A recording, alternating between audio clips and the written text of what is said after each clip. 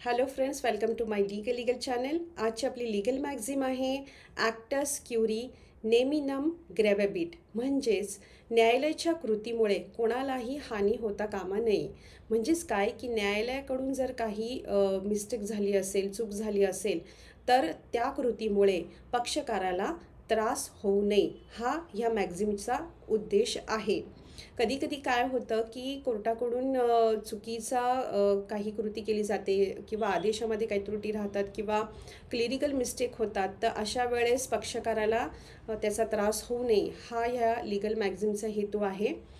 जसं for example की एखादं केस चालू आहे आणि त्यांनी पुढची तारीख दिली. आता पुढची तारीख देताना सपोज त्यांना 10 मार्च त्यांनी दिली, पण क्लिरिकल मिस्टेकमुळे, टायपिंग मिस्टेकमुळे काय झालं की त्यावरती 20 मार्च असं नमूद झालं. आता पक्षकार जो आहे हा 10 तारखेला हजर नाही राहिला, तो 20 तारखेला हजर राहिला.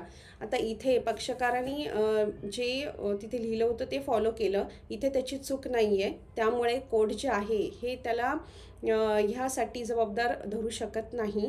तर इथे पक्षकाराचं प्रोटेक्शन होतं आणि त्या हिशोबाने कोर्ट ही पुढची तारीख देईल.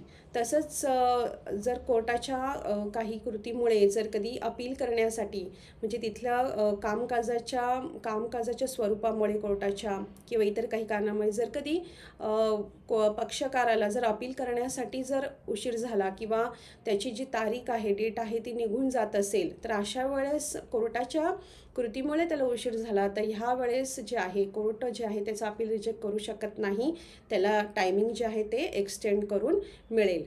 तर ह्या मॅगझिनचा हेतू तोच आहे की न्यायालयाच्या कृतीमुळे किंवा एखादी काही मिस्टेक होत असेल, तर अशा वेळेस त्याची जी शिक्षा आहे किंवा त्याचं जे भुगतान आहे, तर त्याच्यापासून होणारा जो त्रास आहे तो पक्षकाराला होऊ नये.